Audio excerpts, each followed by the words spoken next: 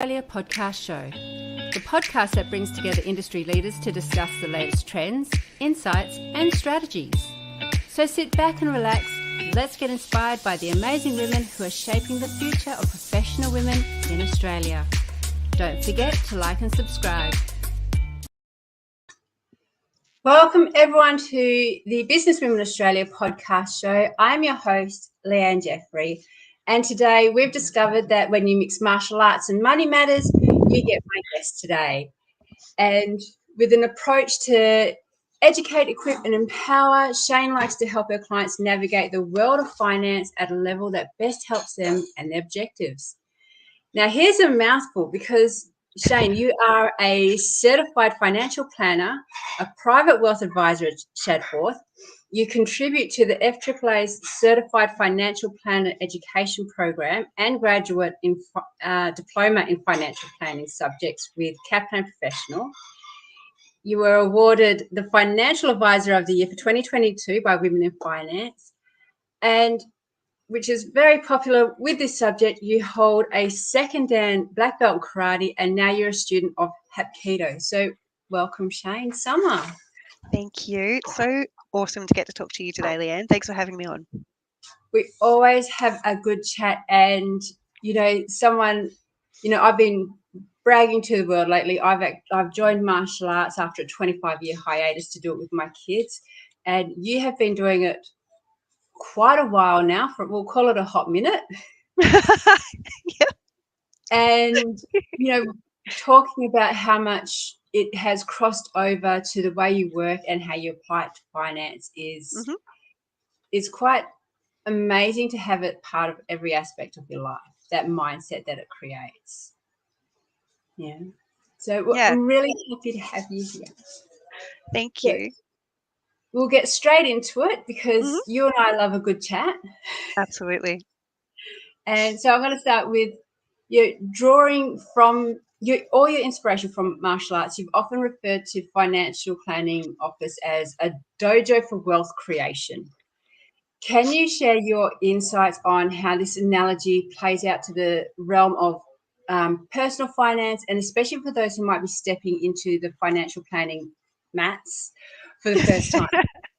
Absolutely. Look, it's very similar. You think back to before you started in martial arts, and certainly when I started, you're going off to a place where you know what they do inside those doors is punching and kicking. And you're going through those doors and you're hoping that, hopefully when I get in there, they're going to be gentle, they're going to be safe, and they're going to help me learn this. They're not sort of going to jump on, pounce on me and take advantage of that fresh person who's come through the door. And it can happen very similarly in the world of financial planning. People are a little unsure of what to expect when they come through the door. We're not generally punching and kicking inside the office, but there's this essence in both situations of vulnerability.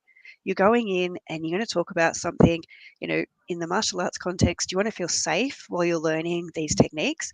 And in the financial planning office, you want to feel safe sharing your money story with people.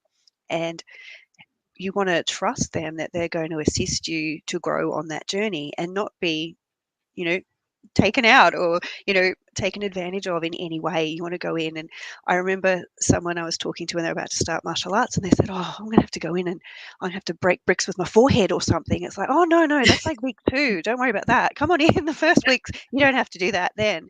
But you do have to have an element of trust to walk through the door and know that the people on the other side are there to support you and help you on that journey. Yeah. And, and that's a good value for anything that we really do in life, is finding that trust. And everyone's finance is a really scary thing to do. It really can be because it's integral to our day-to-day lives. And if we're working towards that financial plan, we don't want to go through the door and get some news that, like, this is not good, we've got things to do. But in that martial arts sense, you want to be prepared. You want to go in and see where am I at and where can I go, and just be out of that comfort zone for a short time with someone who has been there before and can help you on your way. Yeah. And with martial arts, we have the concept of a sensei, which holds a lot of importance to us. So how do you define a financial sensei in the context of wealth management? Okay, so let's just break down that word of sensei and where it sort of originates or what it means. We can usually refer to a sensei that someone is a teacher. And if we break down the definition, it can be someone who's born before. That doesn't necessarily mean in age, but born before in this particular topic. So when you go inside that dojo, your sensei is someone who's walked that part of the journey before. This is not their first class. When you come into the financial planning environment, you're speaking with someone who's navigated these waters previously and is likely to be able to see where you're at and be able to help you keep moving and improve that position over time and use their experience to pass it back to you. Because we know, as someone who's been a sensei, we walked in the door the first time knowing nothing as well. We all start as white belts in absolutely every realm, whether that's your financial planning or your dojo. So that sensei person is just finding a person who's a little bit further down that journey than you and having them guide you along the way. And with that, what qualities do you think people should look for when they're looking for guidance on their financial journey? Look for someone you can have an open conversation with. It's someone that you're going to be sharing not only your financial information, but the goals that you want to achieve. So you've got to be able to have a good conversation with them, feel heard, feel understood, and that you want to share those details with them. Um, it's something where you just get that connection with someone where it's like, you know what, I think you get me, and I think you can help Yeah. me on my path. Go and speak to a few different people, and whoever's got the same vibe. It's like find your tribe. Find that Yep. person who was open, was available, and has had experience working with people similar to you. And a person that's going to work well with you is someone who's going to ask, what ways do you like to communicate? Do you like to get emails? Do you like to get phone calls? Do you want to pop in and just have a coffee? Or do you want a formal chat where we sit down and get out the charts and figures and do all those things? And it's someone who can work out when it's okay to just give you a phone call and work out when you need to come in and make a change. Yeah. So, yeah, and we know that even the masters have masters. Everyone essentially is a student of someone. So, how do you think that applies to the world of personal finance? Well, when we talk to all the masters have masters, it's like we were saying, that person you go in and learn from, they were a white belt once. And so the Mhm. person you go in to see at the financial planning office, they would have started with not a lot of knowledge as well, and they will have had people mentor them over time to get them to the position they're in. When you've been working on your finances for a bit, you'll know what you know, but every now and then it's good to go and latch onto a professional to say, hey, I've gotten this far, is there something I might be missing? Is there more I can learn here? We're all learning, we're all growing. And within the realms of personal finances, there's so many, bonnets we can put up and get into the engine and see what's happening. It might be you really want to learn how to refine that budget better or that savings plan, or how do I get involved with my super? How do I learn more about asset allocation? I'm actually interested in investing. I'm interested in different types of investment. Get right under the hood and really explore those areas. It's important to have, a good general knowledge around all those things, but there's always stuff we can refine and there's always more and more to learn. So I still head to professional development conferences, to investment conferences to hear what everybody else is doing and what they're learning, and also ways of passing that knowledge on to my clients and the people around me. Beautiful. And how do you think, how do individuals continue to evolve and refine their financial skills, like regardless of their current level of experience? So one of the great things, and sort of relates back to, in martial arts, we all are aware that we start off as white belts. We have those coloured belts all the way through up to black and beyond. And what's wonderful is you meet with someone and you might put in place a superannuation contribution strategy. And so you explain to them what that means, that there's a tax saving. Not only are you getting a today tax saving, you're also boosting your super for the future. And they say, that sounds great, let's do that. And then you come back the next year and you're speaking a similar situation and they go, oh, I remember last year we did this. Say, yep. And they're like, is that still appropriate? And we explain again, yes, you're still earning this, so the contribution can be that, et cetera, et cetera. And a wonderful situation is in that, say, third time we talk to it, it's, hey, I've been looking into this. I think I can do this again. And they've actually already worked out how much they can contribute based on the limits and things like that, because you've built that education over time. So the first time when they were a white belt, we equipped them with some knowledge and helped them put it in place. The next time, they felt more educated. So they were, okay, I know what I can do here. I think that's what it was like before. Can I do it again? And then the last stage there we were talking to, they're empowered to go, I actually know how this works. I'm going to do that. So our meeting the first time took, a certain amount of time to explain the process and how to do it. The second time, the process was clear. We just had to, finalize some details. And the last one was, I'm going to do this. Is that what you think I should do? Like, am I on track with what you've been saying? And it's wonderful to see people evolve in that way, similar to when they're in the dojo and they've learned, 2 moves, and then they've learned a combination of moves, and then you see them use that combination in a tournament or something. It's that continual evolution and growth. It's just wonderful to see. And, I just want to put it out there, like, people also have this thing when it comes to the evolution of, I'm too old to start. And for me, I came back into the workforce, I know, after, having my kids, and, my first thing coming into it was, well, suddenly I've got an income stream. First of all, I'm going to buy myself the clothes that I never spent money on myself for. But the next thing was like, okay, well, where do I put that money now? Mm-hmm. And you're right. One of the first things I did think of was superannuation. And I'd never thought of it until now. And like I said, 25-year hiatus from the dojo. Coming back into it was, okay, where do I put my focus in now? Well, and to share my story, I did martial arts for probably 10, 12 years before I had my son. And he came along just before I was meant to attempt my third dan. So I didn't get a third dan, I got a son instead. But we don't talk about that.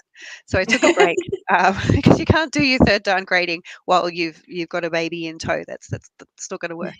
So I ceased at that point. And then it took a few years before we actually came back in, and I started in a different style. As you said, I now do Hapkido, which is Korean. It has a few different techniques.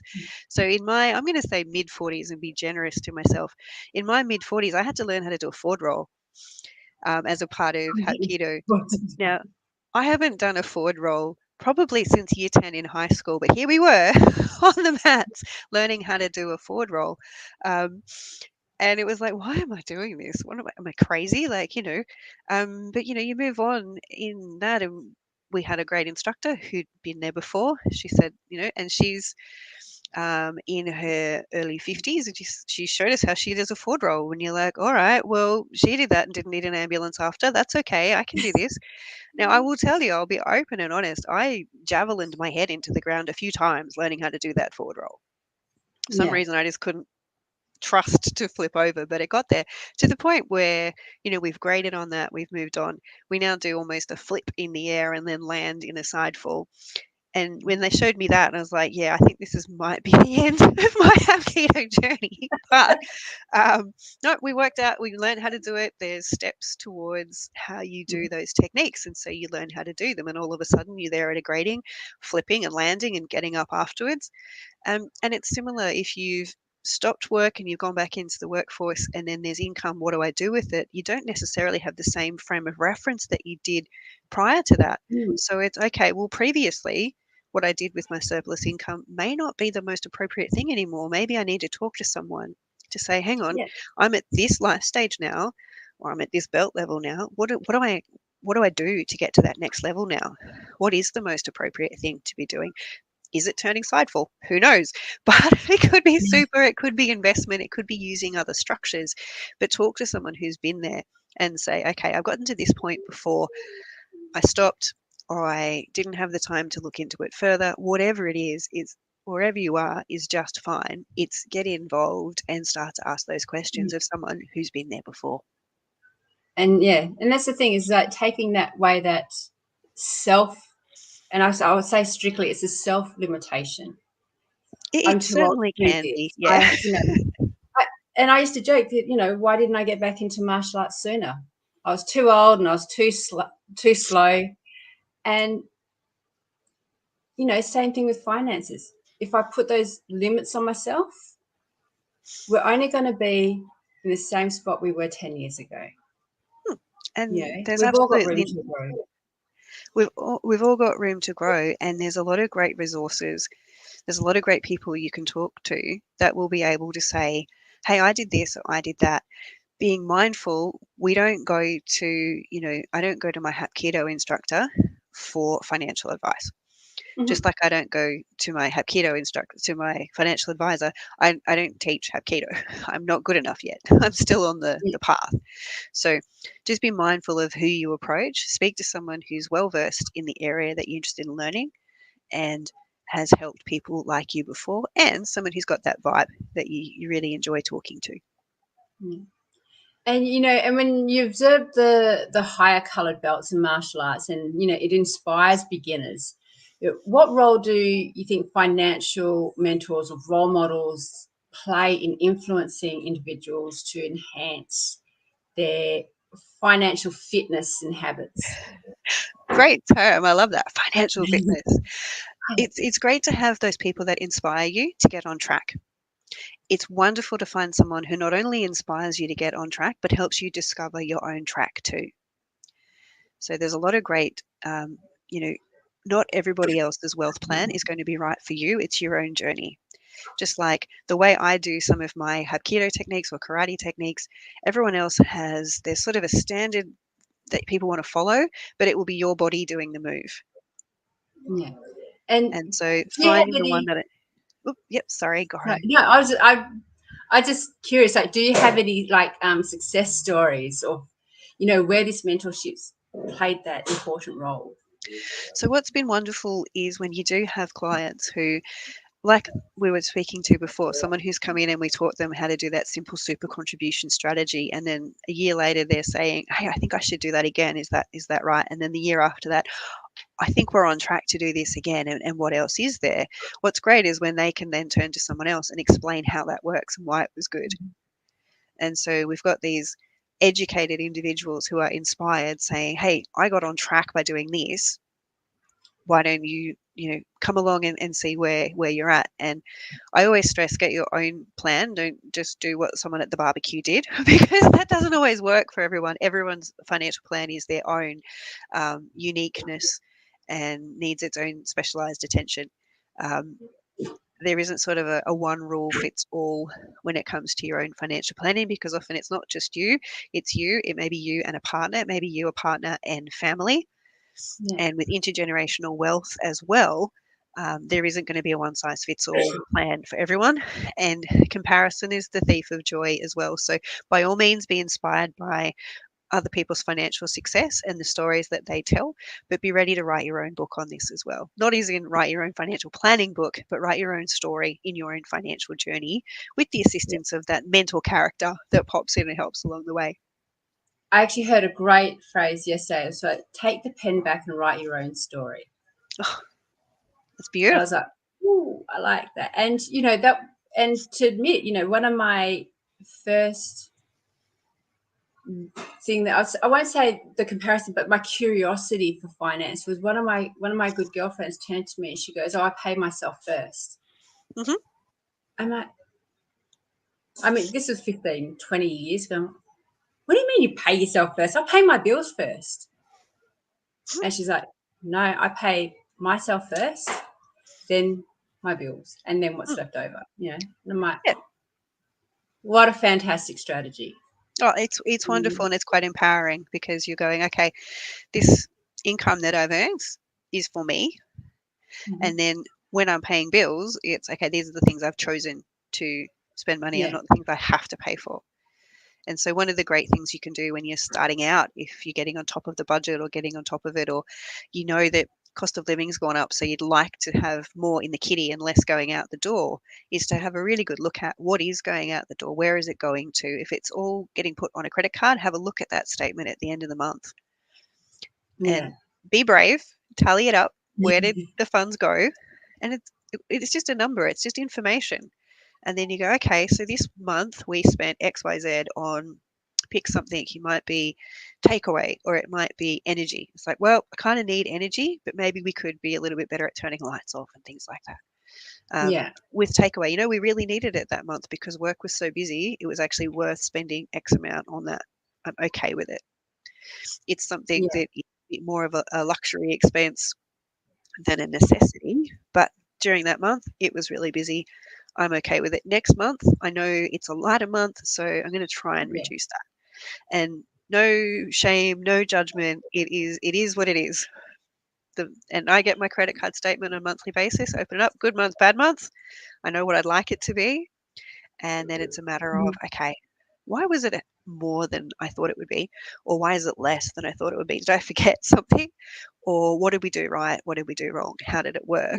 And it might be in that month, you know, over the Easter long weekend, I went to do a big cleanup and our vacuum cleaner didn't work. Oh no. So I couldn't do the vacuuming over Easter. That was terrible. But I know. But I've ordered another one, which is going to increase the credit card spend for that month. So I already know it's going to be higher because of that expense that came up. But just sort of having that mental check-in.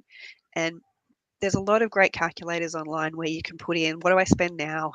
And what will that mean in retirement?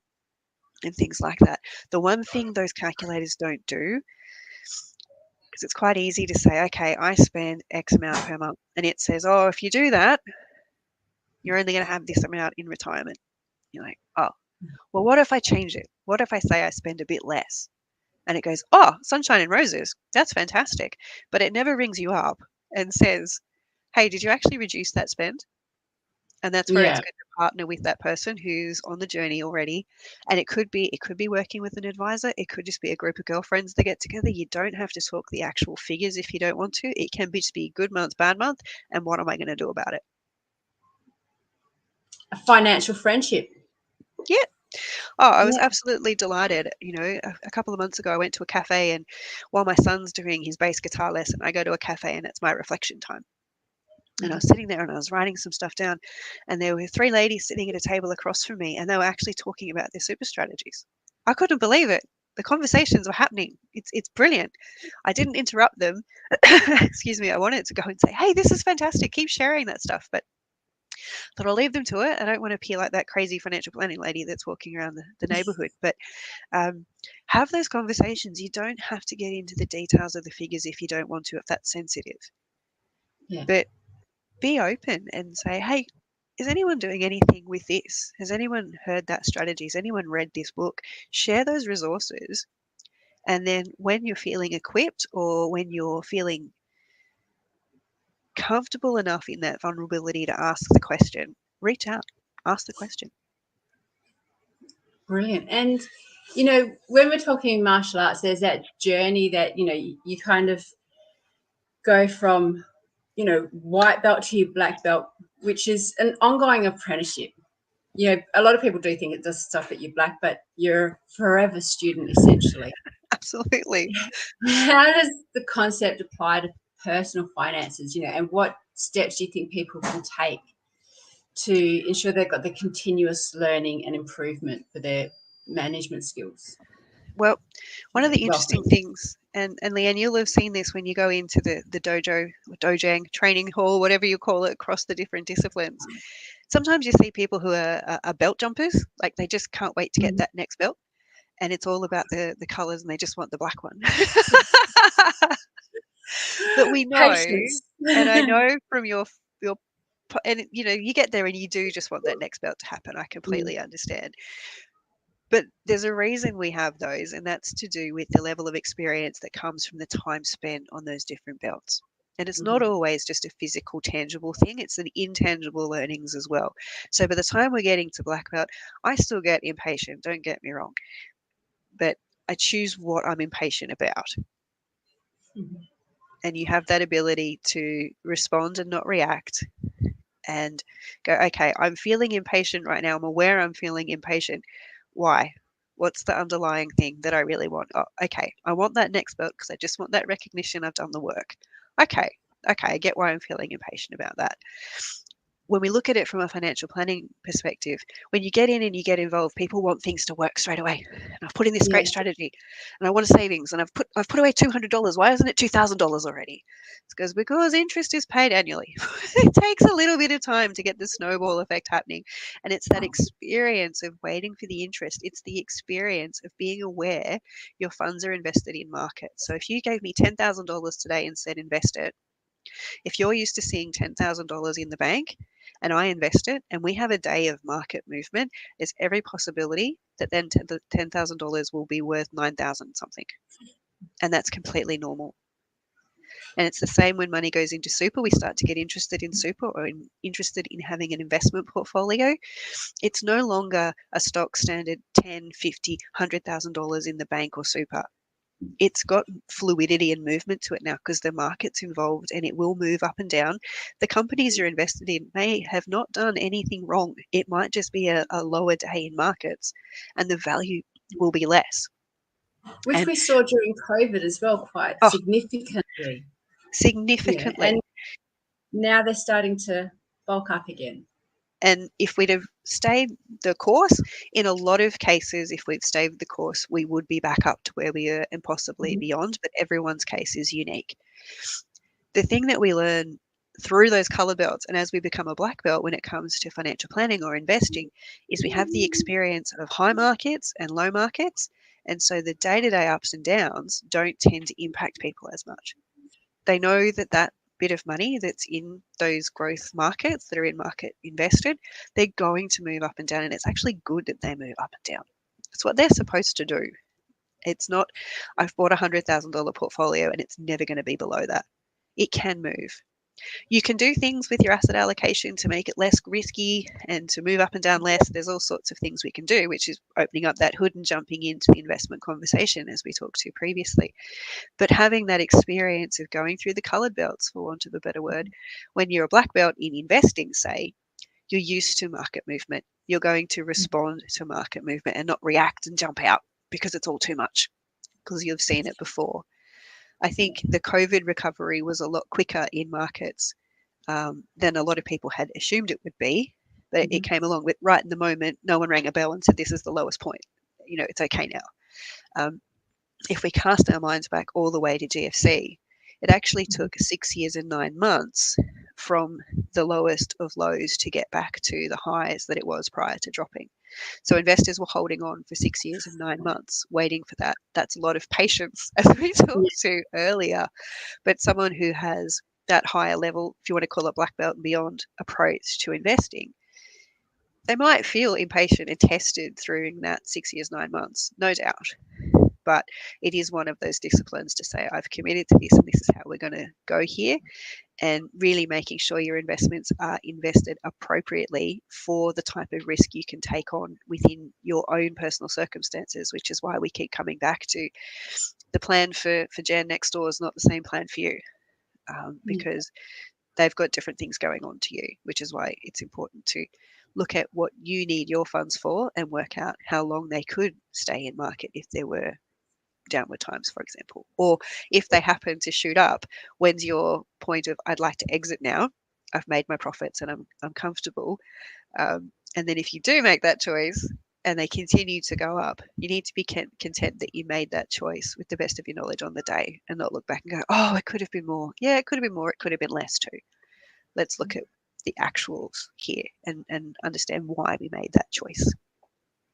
And I think that's, that patience, because, you will see, some people might just go, look, I'm looking at that black belt, or I'm looking at that 200K savings.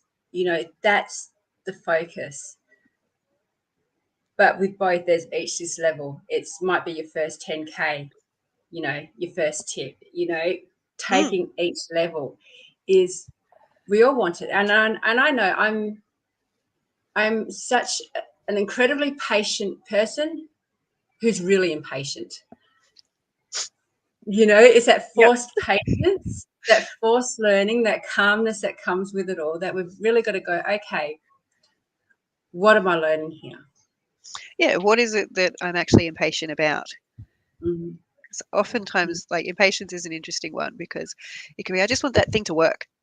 So, okay, Yeah. why do I want it to work? What's the What's the question strategy? behind the question, so to speak? Yeah. Like, what am I actually aiming for here? And sometimes in that martial arts example of the people who just want that next belt, it's like they just want that recognition. It's like, okay, you're doing well. We're not quite ready for the belt because we've got to work on X, Y, Z. There might be a technique that needs improving, or actually right now what we're learning is patience. Yeah. What we're learning is that because in planning, in martial arts, there's both tangible and intangible benefits.